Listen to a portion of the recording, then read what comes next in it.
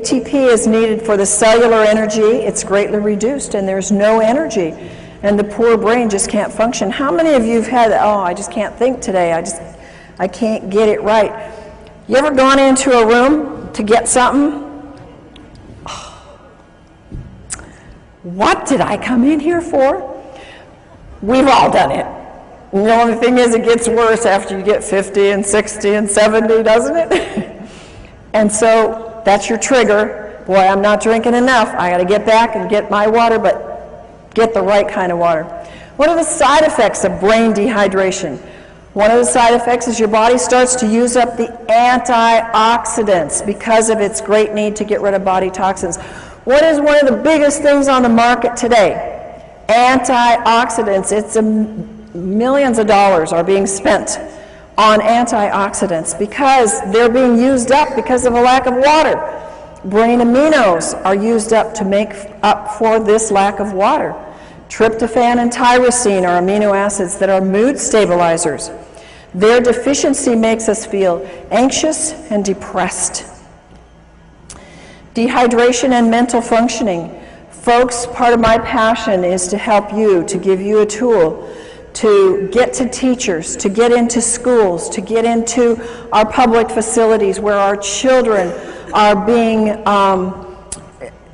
they're being labeled, they're being given drugs because they cannot have a good memory, they have a fuzzy memory, they can't remember math, and they can't focus.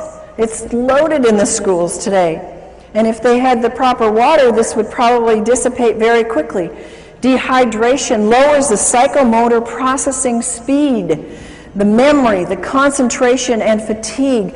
How many kids and families do you know they come home and they have no energy left? They can't do anything. They want to sleep till noon on the weekends. They can't think through their school to get it done quickly. It's epidemic, folks. It affects their cognitive ability. It impacts their physical performance and their motor skills. So you are the tool, you are the conduit, you are the caucus to be able to go out and spread the word and use this information to share with people, to get into private schools, to get into church schools where they can start giving it to their students and they can see. The teachers won't be screaming at the parents to put their kids on those awful drugs. Brain issues related to dehydration. Does this look like a very hydrated brain to you? It doesn't to me. This is a real picture of a brain, and it's got a problem. Alzheimer's and dehydration, I have known for years in my practice. That has been research proven. Remember, what I'm telling you here is not my opinion. These are documented facts in research that Alzheimer's and all these other things that I'm going to relate to you are coming from documented studies that dehydration plays a significant part in it. Alzheimer's tends toward vasopressin levels, which is responsible for the water being in the right balance. Alzheimer's have increased dehydration.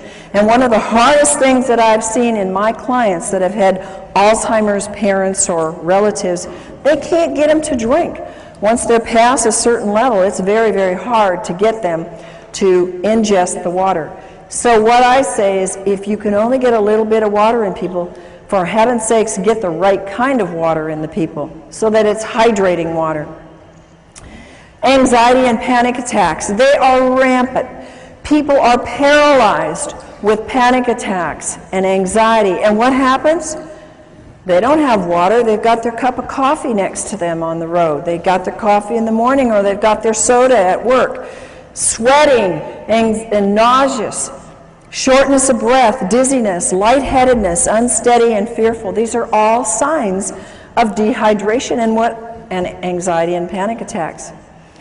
This is something that when families deal with anorexia and bulimia, if they would know how important hydration is, they could probably save a lot of money and a lot of stress. I've dealt with families with this problem. How many of you have ever known anybody with this problem? It's very serious, and it's very life-threatening. And they have severe dieting issues. They have little or no intake of fluids. they starve themselves, they binge, they vomit, they lose their appetite, they have anxiety, sleep disturbance, fatigue, lack of well-being, depression, irritation. All of those are brain problems. All of those are brain dehydration. Comas. I'm dealing with several people right now in comas, and I've found every single one of them is like 1 or 2 or 3 or 4% hydrated in their brain.